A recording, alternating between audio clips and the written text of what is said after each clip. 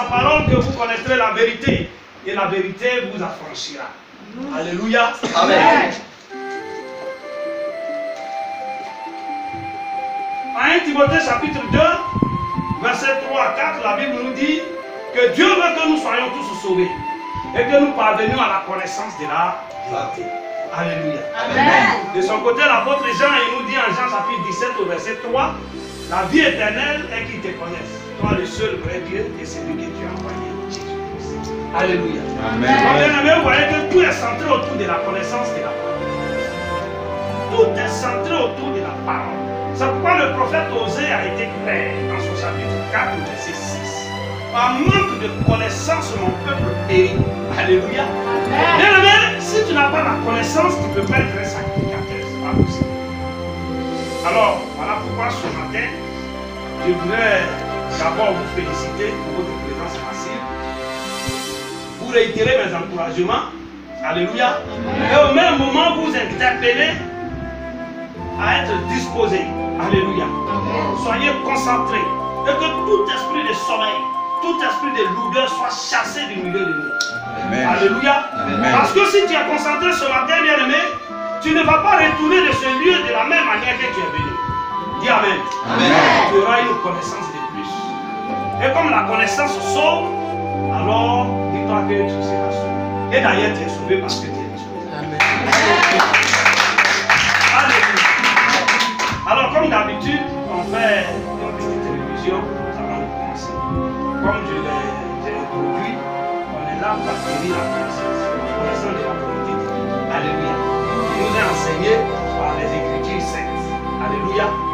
Alors, il est quand même normal qu'on sache si les enseignements passés ont été bien reçus. Ce n'est pas une course de foi.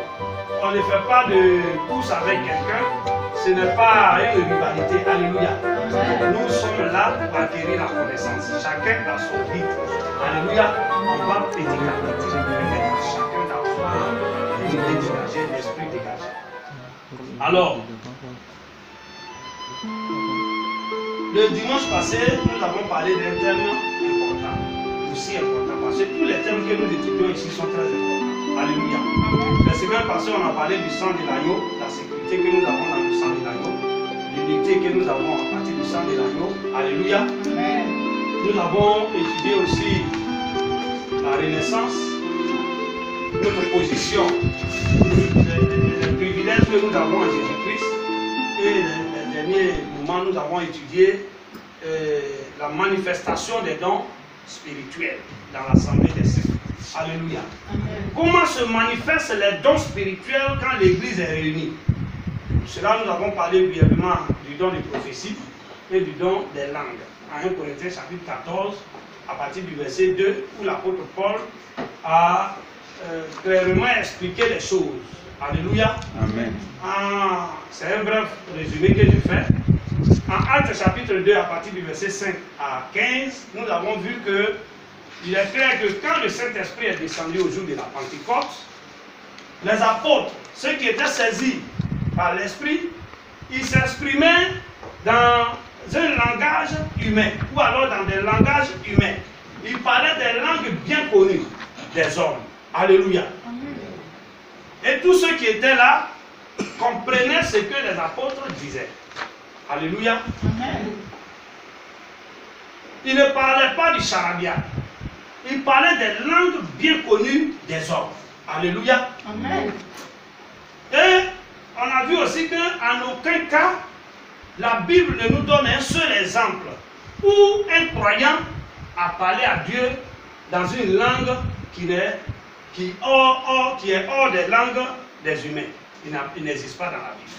Alléluia. Amen. Depuis les patriarches, même Adam qui a été créé, depuis Noé, depuis les Abraham, les Jacob, etc., Moïse, les grands hommes de Dieu, les prophètes, Daniel, Ézéchiel, les prophètes, les petits comme grands prophètes. Alléluia. Amen. Même le plus grand souverain sacrificateur, Jean-Baptiste, les apôtres, aucun croyant n'a parlé à Dieu dans une langue qui est en dehors des langues des humains. Il n'existe pas dans la Bible. Alléluia. Amen. Alors, aujourd'hui, nous assistons à une cacophonie. ça dit une confusion de sons, où les gens prétendent parler à Dieu et à eux-mêmes. Alléluia. Amen. Alors que nous avons lu à 1 Corinthiens chapitre 12 au verset 7, qui nous dit que, or, à chacun la manifestation de l'Esprit est donnée pour l'utilité commune. Alléluia. Amen. Donc si le Saint-Esprit me donne un don, c'est pour l'utilité commune. Si le Saint-Esprit partage des dons à chacun de nous, et d'ailleurs c'est ce qu'il va faire, parce que chacun de nous ici recevra un ou plusieurs dons pour l'avancée de l'œuvre de Dieu. Et je prie toujours pour ça. L'autre fois, je vous ai encouragé aussi à prier pour ça, quand vous êtes dans vos maisons. Alléluia. Amen. Parce que ce n'est pas moi seul qui doit manifester les dons. Il faut que chacun de nous ait un don ou plusieurs dons pour que l'assemblée puisse avancer. Les dons spirituels. Alléluia. Amen. Et donc, quand tu as le don, tu ne l'exerces pas pour toi-même. Non. La Bible dit c'est pour l'édification des autres, pour le bénéfice des autres. Alléluia. Amen. Et c'est en cela, quand vous lisez 1 Corinthiens 13, la Bible nous explique que les dons doivent se manifester dans l'amour. Il dit si tu as tel don et que tu n'as pas l'amour, c'est zéro. Alléluia. Amen. Alors le don doit se manifester dans l'amour. L'amour, ça veut dire quoi? Quand tu vis dans l'amour, quelqu'un qui vit dans l'amour, c'est quelqu'un qui s'intéresse aux intérêts des autres. Alléluia. C'est qui est contraire à l'égoïsme. Donc tu ne peux pas prétendre avoir un don d'amour et puis tu l'exerces pour ton seul bénéfice. Ça veut dire que tu parles à Dieu. D'ailleurs, Dieu qui n'a même pas besoin qu'on l'édifie. Parce que personne ne peut enseigner Dieu. Personne ne peut édifier Dieu. C'est nous, on a besoin d'édification. Voilà pourquoi Dieu donne les dons aux hommes pour édifier les hommes. Maintenant, toi, tu dis c'est à Dieu que tu parles. Alléluia, et à toi-même. Donc ça veut dire que tu es en train d'exercer un don égoïste. Ce qui est contraire de l'amour. Alléluia. Amen. Donc voilà pourquoi nous ici, les charabia là, les ripopos là, voici nous sommes en train de parler, je suis en train de vous communiquer la pensée de Dieu. Je m'exprime dans une langue que vous comprenez. Je m'exprime de façon à ce que chacun retienne quelque chose, chacun comprenne quelque chose et qu'au sortir d'ici, sa connaissance augmente pour lui permettre de grandir spirituellement. Alléluia. Amen. Maintenant, si je te parle, même si tout à l'heure je parlais en chinois et que personne n'interprète, quel serait mon utilité? Cette fois même à 1 Corinthiens 14, la Bible dit ceci, au verset 6, je crois. Il dit maintenant, frères, de quelle utilité vous serais-je si je venais à vous parlant en langue? Et si je ne vous parlais pas par révélation, ou par connaissance, ou par prophétie, ou par doctrine? Alléluia. Amen. Moi, je suis abbé. Supposons qu'il n'y a pas d'abbé ici. Vous êtes d'ethnies différentes. Et puis, je me mets à parler mon ethnie. Je prends la Bible, puis j'explique en abbé. Quelle est l'utilité? Même si le grand Jésus-Christ même vient et puis nous parle en hébreu actuellement là, où est l'utilité? Si l'apôtre Paul vient et puis nous parle en hébreu, tu comprends quoi les deux? Alléluia. Amen. La plus forte raison est une langue inconnue. Alléluia. Amen. Alors donc vous comprenez. Et on a encore vu, parce que certaines personnes déclarent que c'est la langue des anges qu'ils parlent. Parce qu'à 1 Corinthiens chapitre 13 au verset 1, la Bible dit même si je parlerais la langue des anges et que je n'ai pas l'amour, je serais un airain qui résonne. Mais les gens pensent que ils ont compris ça, ils disent que eux, ce qu'ils parlent là, c'est la langue des anges. Alléluia. Amen. Alors à ce sujet, je vous ai donné deux passages. 2 Corinthiens chapitre 12, que je vais relire. C'est dans la révision aussi, il faut rappeler les points importants. Alléluia. Il dit au verset 4, fut enlevé dans le paradis et qu'il entendit des paroles ineffables qu'il n'est pas permis à un homme d'exprimer. L'apôtre Paul, dans une vision, il va dans le paradis. Dieu le transporte en vision. Il dit, il ne sait même pas si c'est lui-même son entier, ou bien si c'est un esprit, il s'est retrouvé là-bas. Mais l'essentiel, en vision, il s'est retrouvé dans le paradis. Au paradis, qui est là? On suppose, hein, qui doit être au paradis? Dieu et les anges. Maintenant, donc, Dieu parle aux anges, peut-être dans la langue de Dieu ou bien des anges.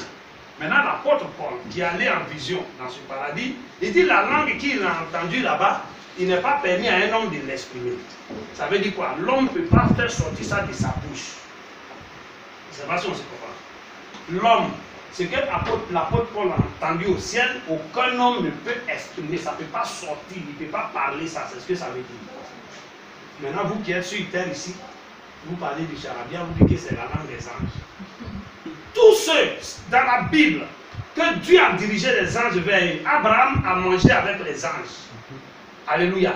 Il s'est assis, il a préparé, les anges ont mangé, sa femme Sarah a préparé. Ils ont fait du mouton, ils ont mangé. De là, ils sont allés détruire Sodome et Gomorrhe. Le grand Abraham. Les anges ont parlé à Abraham dans la langue d'Abraham. Au point où on puisse traduire en français, quand on lit, on sait ce que les anges ont dit à Abraham. Alléluia. Nous, on est sur terre, on n'est même pas arrivé quelque part à Marie.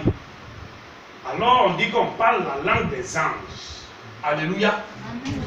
Est-ce que vous comprenez? La Bible nous dit encore en Romains. Romains chapitre 8. Il faut lire le verset 26. Alors que le comité soit éveillé. Oui. Romains chapitre 8. Lis le verset 26.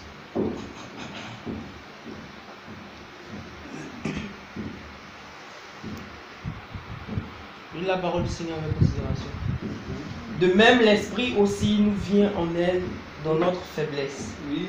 En effet, nous ne savons pas ce qu'il convient de demander dans nos prières, mais l'Esprit lui-même intercède pour nous par des soupirs que les mots ne peuvent exprimer. Alléluia. La Bible dit, nous quand nous prions, nous ne savons même pas ce qu'il nous convient de demander.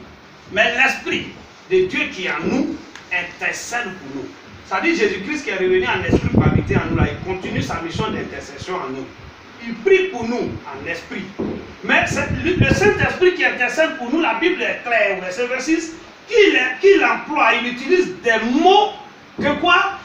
Lecteur, il dit des mots que quoi? Des mots que personne, les mots ne peuvent exprimer. Une parole que les mots, ça dit la bouche de l'homme ne peut exprimer. Quand tu finis de lire, il faut suivre l'explication. Ne continue pas de lire, ça va te disperser. Alléluia. Amen. Alors donc vous comprenez, la Bible est claire. Aucun homme ne peut parler les anges. Et puis d'ailleurs, la Bible n'enseigne dans aucun passage le langage des anges. Un langage quelconque, un langage angélique. Là, moi, je n'ai jamais vu ça là. Aujourd'hui, nous sommes, la Bible dit en Éphésiens chapitre 4, à partir du verset 10 jusqu'au verset 13, que Jésus-Christ qui est monté, il a donné aux uns comme apôtres, aux uns comme évangélistes, aux uns comme docteurs, aux uns comme prophètes, aux uns comme pasteurs. Alléluia. Amen. Pour l'édification des saints, pour édifier l'église, pour construire l'église. Donc les dons qui sont donnés, c'est dans le but d'édifier. C'est-à-dire qu'il faut que cela soit clair. Ouvrez grandement les oreilles. Chaque manifestation a un but.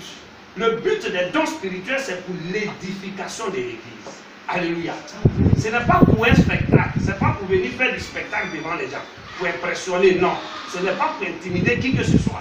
Si tu as reçu vraiment un don quelconque et que tu le manifestes, et de sorte à ne pas avoir ce résultat-là, alléluia, il y a problème.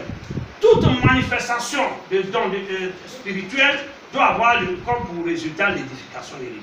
C'est-à-dire l'encouragement des saints à l'obéissance, les entretenir, les encourager quand ils sont dans les difficultés, alléluia, les amener à obéir, les enseigner, les amener à l'adoration pour le salut des âmes dans le but de rendre gloire à Jésus-Christ. Voici le but des dons. Alléluia. Maintenant, les dons, comme je l'ai dit, sont donnés pour l'utilité commune. Alors, tu ne peux pas prétendre avoir un don, tu l'exerces pour toi-même. Ce n'est pas possible. C'est que ce don-là, c'est quitté ailleurs. Ce n'est pas pour Dieu là. Sinon, les dons que Dieu a donnés, la Bible est claire, c'est pour édifier le peuple de Dieu. Alléluia. Amen. Alors, donc, que cela soit clair dans vos oreilles.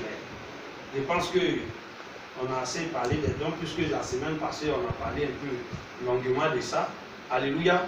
Aujourd'hui, ce n'est que un petit détail. Et puis, concernant aussi la prophétie, on avait aussi dit, parce que là aussi, il y a problème.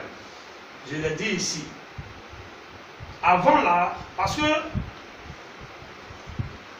il y a des temps, il faut pouvoir discerner les temps. Avant que la rédaction biblique ne prenne fin, dans l'Ancien Testament, Dieu a suscité des prophètes, à qui il a parlé.